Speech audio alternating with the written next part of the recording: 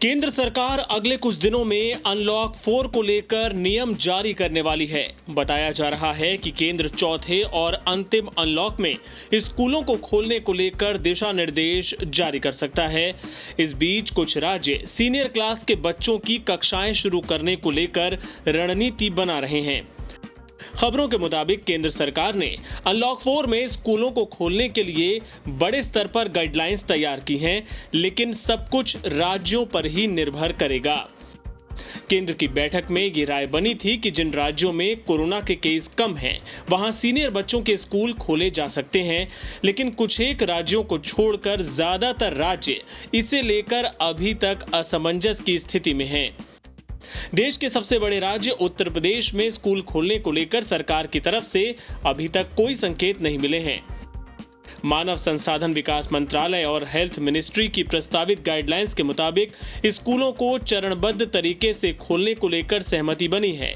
पहले 15 दिन 10वीं और 12वीं के छात्रों को स्कूल आने को कहा जाएगा। इसी प्रकार अलग अलग सेक्शन के छात्रों को अलग अलग दिन आने को कहा जाएगा। सभी स्कूल सुबह 8 से 11 बजे तक और दोपहर 12 से 3 बजे तक ही खोले जाएंगे। इसके बीच 1 घंटे का ब्रेक होगा, जिसमें स्कूल को सैनिटाइज किया जाएगा। सरकार अनलॉक 4 में प्री प्राइमरी और प्राइमरी स्कूल नहीं खोलेगी। यहां पहले की ही तरह ऑनलाइन क्लासेस चलती रहेंगी। देश में कोरोना के मामले रोज नया रिकॉर्ड बना रहे हैं। स्वास्थ्य मंत्रालय ने गुरुवार सुबह जो आंकड़े जारी किए, उसके मुताबिक देश में कोरोना के केस 33,10,234 हो गए हैं। पिछले 24 घंटों यानी बुधवार सुबह 8 बजे से गुरुवार सुबह 8 बजे तक कोरोना के 75,760 नए केस सामने आए। इस दौरान 1,009 लोगों की जान भी चली गई। देश में कोरोना से अब तक 60,000 से ज्यादा लोगों की मौत हो चुकी है। पिछले 11 दिनों की बात करें तो देश में कोरोना महामारी के कारण 10,000 लोगों की मौत हुई है। इसके पहले 10,000 लोगों की मौत 10 दिनों में हुई थी। 15 अगस्त तक मौतों का आंकड़ा 50,000 के पार गया था। कोरोना पर महाराष्ट्र समेत 7 राज्य लगातार टेंशन दे रहे हैं। महाराष्ट्र में बुधवार को सबसे ज्यादा 14,888 नए केस सामने आए, जबकि कर्नाटक, यूपी, तमिलनाडु, आंध्र प्रदेश, तेलंगाना, केरल, ओडिशा, हरियाणा और उत्तराखंड में भी तेजी से नए मरीजों की संख्या बढ़ी है। गौरतलब है कि बुधवार को भारत में 76,014 नए केस मिले थे, जो दुनिया के किसी भी देश में एक दिन में सबसे ज्यादा केस सामने आने का तीसरा सबसे बड़ा आंकड़ा था। एक दिन में इससे ज्यादा केस अब तक सिर्फ अमेरिका में ही मिले हैं। देश के पूर्व राष्ट्रपति प्रणब मुखर्जी की तबीयत बिगड़ती जा रही है। वो गहरे कोमा में चले गए हैं और लगातार वेंटिलेटर सपोर्ट पर हैं। Army research and referral hospital ने मेडिकल बुलेटिन जारी करके बताया कि पूर्व राष्ट्रपति पिछले 16 दिनों से अस्पताल में भर्ती हैं और ब्रेन सर्जरी के बाद से गंभीर स्थिति में हैं।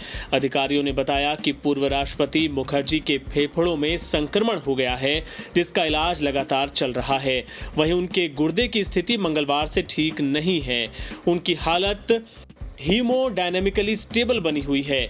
हीमोडायनेमिकली स्टेबल होने का मतलब ये है कि मरीज का दिल ठीक तरीके से काम कर रहा है और शरीर में रक्त का संचार सामान्य है। स्पेशलिस्ट डॉक्टरों की एक टीम लगातार उनकी मॉनिटरिंग कर रही है। आपको बता दें कि पूर्व राष्ट्रपति प्रणब मुखर्जी को 10 अगस्त की दोपहर को एक जीवन रक्षक सर्जरी के लिए अस्पताल में भर्ती करवाया गया था। तभी उनका कोविड-19 परीक्षण पॉजिटिव पाया गया था, जिसके बाद से ही उनकी सेहत में कोई सुधार नहीं हुआ है। भारतीय क्रिकेट टीम के कप्तान विराट कोहली के ट्वीट ने उनके फैंस को एक बड़ी खुशखबरी दी है। विराट ने अपनी पत्नी एक्ट्रेस अनुष्का शर्मा के साथ एक तस्वीर पोस्ट की है, जिस पे उन्होंने लिखा, तब हम 3 होंगे, आने वाला है जनवरी 2021 में। विराट के इस ट्वीट से साफ हो गया कि अभिनेत्री अनुष्का और विराट के घर जल्द ही नया मेहमान आने वाला है। कोहली ने इसकी तारीख भी बता दी है। इसके मुताबिक जनवरी में इस सेलिब्रिटी कपल के घर नया मेहमान आएगा। तस्वीर में अनुष्का का बेबी बम्प भी नजर आ रहा है। फिलहाल विराट अगले महीने से शुरू होने वाले आईपीएल के लिए यूएई में है। विराट रॉयल चैलेंजर्स बैंगलोर के कप्तान हैं और 19 सितंबर से शुरू हो रहे 13वें सीजन के आईपीएल के लिए तैयारी में जुटे हैं। इस खबर के सामने आते ही ट्विटर पर दोनों को ढेर सारे बधाई संदेश मिल रहे हैं। अनुष्का और विराट की शादी 11 नवंबर 2017 को हुई थी। इसके पहले दोनों ने कई साल तक एक दूसरे को डेट किया था।